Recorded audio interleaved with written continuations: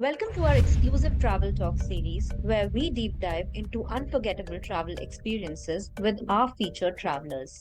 In this three-part series, we're sitting down with Chanel, an avid traveler who recently explored the breathtaking island of St. Lucia. You know, Chanel experienced a hurricane while she was in St. Lucia and she still rates it as a 10 on 10 experience. How and why?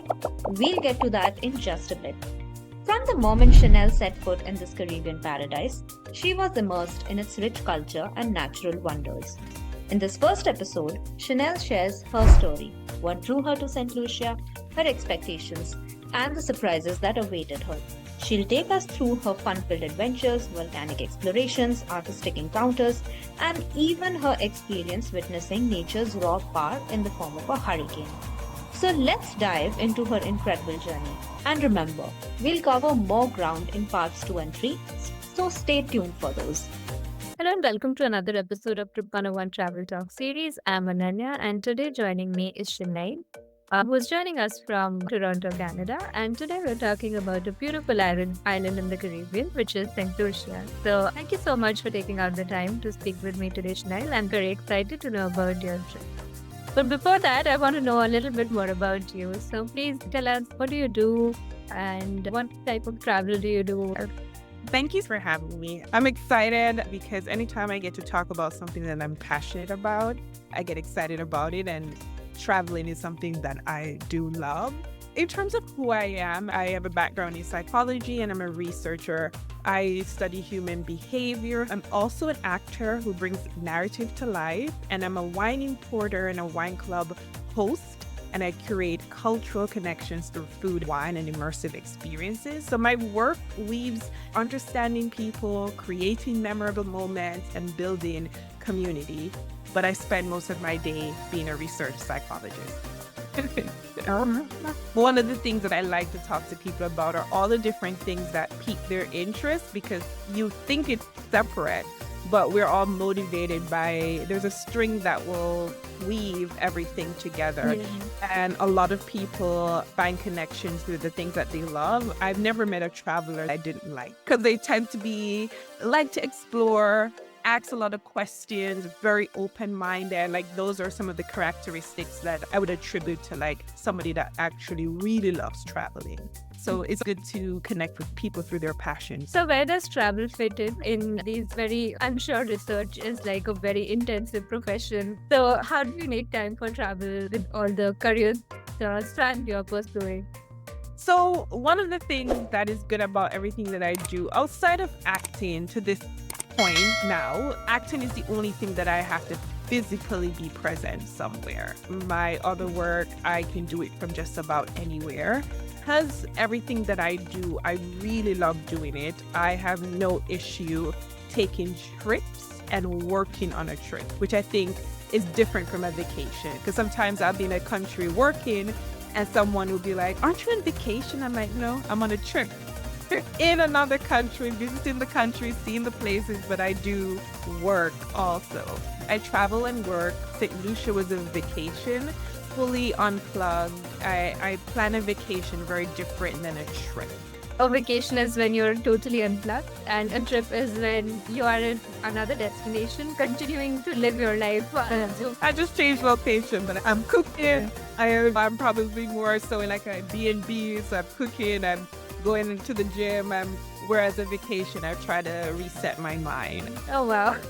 That gives you an opportunity to see more of the world, even as you're carrying out daily chores. So you're still like getting those new experiences, seeing more places. You still get the benefits, yes, for sure. So coming to St. Lucia, when did you go? I went this year, June 2024.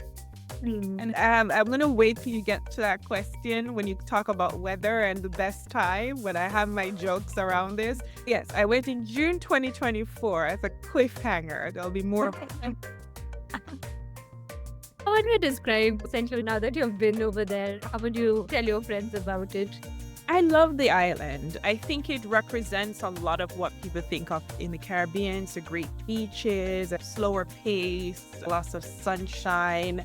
But I think St. Lucia is distinct. We have very small islands in the Caribbean, and then we have some of the larger. They're obviously not as big as countries like the US or India, but we have the larger Caribbean and the smaller. And I think St. Lucia is the middle of that.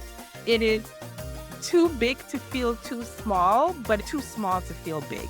So you can do the entire island. The airport is more so the southern part.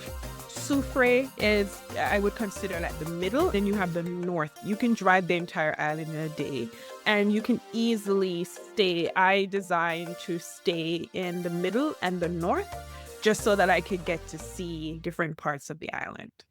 That makes sense.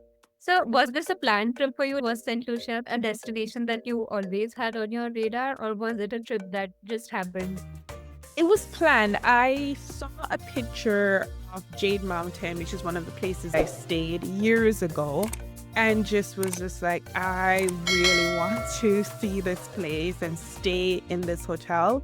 A lot of my travel is around things of interest. I travel a lot around wine.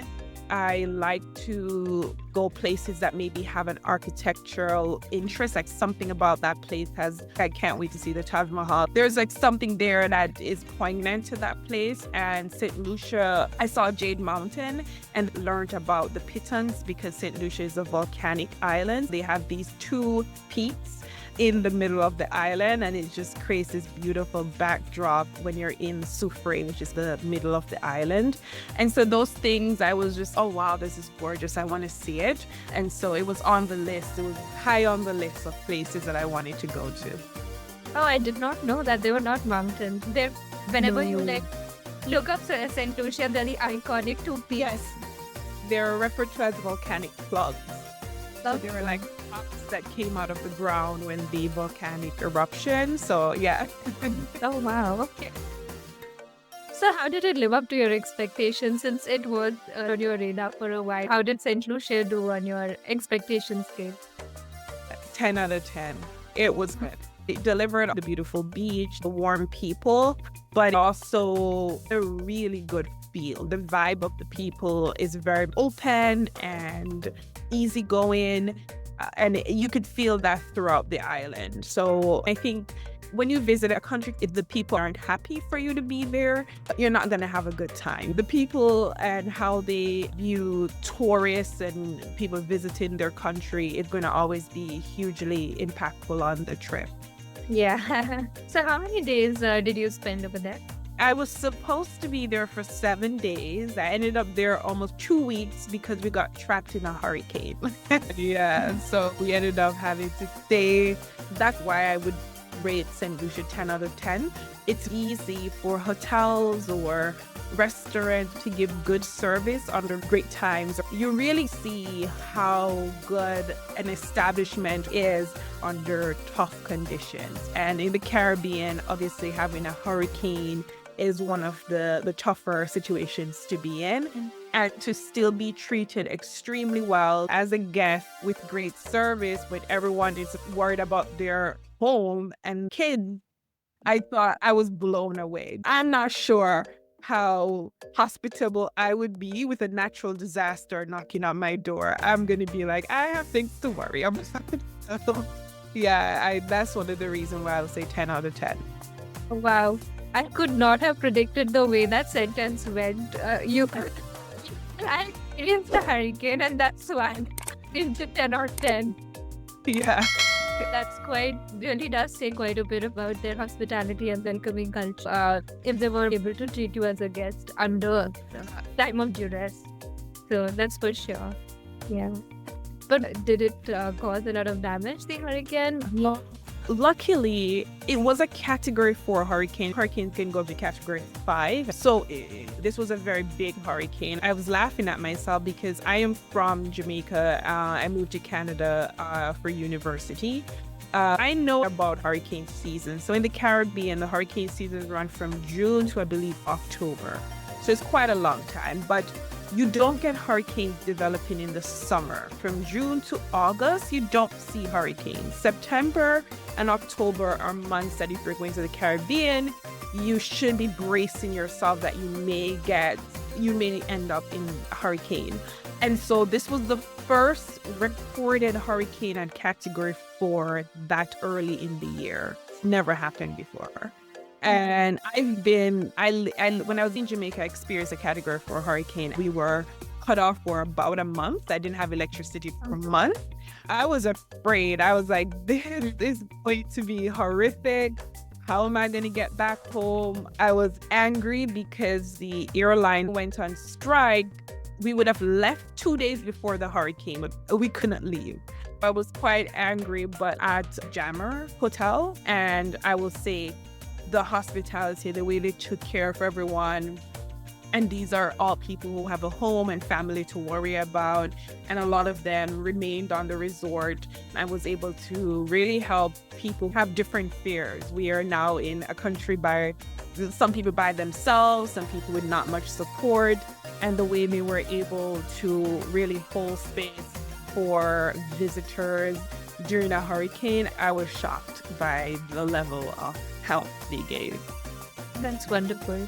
Even though you plan for a trip, sometimes things they go wrong, and sometimes things don't work exactly the way they're supposed to. So being a traveler teaches you to be adaptable and make the best out of whatever you can in those circumstances. Yeah, you can plan for so much and no more. And whenever you run into situations, it really, I think that's for me is one of the benefits of traveling. I think when you're at home, is to have a routine. It never really tests you to see how much you've grown or the strength you have. And I think every time I'm in a new environment, especially where I don't speak the language, I grow a deeper connection with myself because I have to come from a place of understanding what are the things that ground me, what are the things that are important, how do I want to show up in certain moments. You are going to run into things that challenge you and things that are just plain right hard. Yeah. So we've spoken about the challenges a bit. Let's go into the positive side of it a little now about the experience you had exploring and as a traveler, the things that you saw over there. So what was that experience like? It was really good. Luckily, the hurricane came towards the end of the trip. So we had a good almost 7 days. We had our full vacation. We were checking in to leave and then realized our airline had gone on strike and we didn't have a flight. And then right after saying, okay, let's figure out how we will get home. We'll probably have to spend another day. That's when we learned there was a hurricane. We had a full vacation before the hurricane. St Lucia has a plethora. If you're going to a Caribbean island, do not just go and think, I'm just going to go to the beach. There's going to be a number of things that you can do. Most islands have a culinary backbone, a lot of art expression through music and literature. Depending on what you like, you'll find a lot to match your taste. I love food and beverages, and I love to explore country through that. So St. Lucia has great chocolate. So I did some chocolate making and tasting. There is a venue. It's also a hotel called Project Chocolate, and I thought the menu there was so inventive because they put chocolate in everything. Even the St. Lucian national dish, which is green bananas boiled, they had, and saltfish, which is like a preserved fish. They had that made with chocolate. The food there was really good. I love art, and looking at local art is something that I enjoy too. There's plenty of art galleries around the island. Each country is known for a landmark or something extremely specific. Because of the volcanic eruption, they have sulfur springs, and they have you can walk into the volcano, so you can go and tour the volcano, which we did, learn a lot about it. And then you can actually, not too far, go into Sulfur Springs, which is like warm, naturally warm water. You can base yourself with clay. Is it clay? I think it's clay. And go into these springs. And of course, they have refreshing waterfall nearby to rinse off and all of that. So I will say it's very easy or tempting to go to the Caribbean, do an all-inclusive and stay on the beach. But each island is going to have a lot more to offer. And depending on what you would like to do, you can find something to do. Yeah, that's so cool. So which one did you enjoy the most? Was it the chocolate making or some other activity that you did? I I really liked everything that I did. There's also two other things I didn't mention. We did the hike. There's a fort that you can hike. And I think that was also great fun because you got to really see the view of the island. That's my favorite form of working out, is just to go on long, long walk. And they also have a major street party on Fridays. It's become a big thing for them. So there was a lot of tourists and a lot of locals at this party. And I thought that was a lot of fun too, because Caribbean is huge on music and food. So there was food everywhere. There was music, people dancing, there was drinks. It depends on what you like to do. But the top things is that Sulfur Spring and that volcanic tour. I would say for sure do that, because you're going to learn a lot about history, and then you're going to have a very close-up experience with something that the island has to offer. So I would say for sure make sure that's done, because you're probably not going to be able to find that experience a lot of places, which for me is important when I go to a country, to do something that I will never be able to do somewhere else. That's important. Yeah, that makes a lot of sense. Yeah. And considering that these are volcanic islands, it's a very specific sort of geographical feature that they have with Sulphur Spring. So that definitely is an experience that one should have over there. Yes. I don't know how many countries have volcanoes that you can actually walk into the volcano and it's not active, but it still does let off steam and everything. So what about the cultural side of things? What were you able to explore, and how did you find that experience? Yeah, like I said, the street party is a huge part of their culture. I wasn't there during the carnival. Caribbean festival about music, dance, and costume. I wasn't there during that time. But if you are going to a Caribbean island and you can go around the time of a carnival, most islands have it, you're going to be blown away. So I would say that was big. And the literature and art. So there is a lot of prolific writers from St. Lucia and a number of new artists doing great things that are coming up. And all of that gave a really good experience. When you were talking about the artists, were there specific spots one could go to, specific galleries you would recommend, or street art also that one could? Yeah, there's a lot of street art. There is a popular one called Eudovic. I think it's called Eudovic. If you are going to be in Sulfur, Jade Mountain, the beach that it's on, they also have an art gallery. There is quite a number of art gallery around. So if you are somebody who collects art, I think that I do think it's one of those islands that I saw a plethora of like different art galleries all around. So I think if you like art, you'll be able to almost at any point, you'll be able to see an art gallery and go in and see different art. Oh, that's nice. That was an exciting dive into Chanel's adventures in St. Lucia, won't you say? The breathtaking landscape she saw and the cultural experiences that enriched her stay were truly wow. But we're just getting started. In the next episode, we'll explore other important aspects of travel: food, transport, and accommodation. What did Chanel eat? How did she get around? And what made her stay truly special?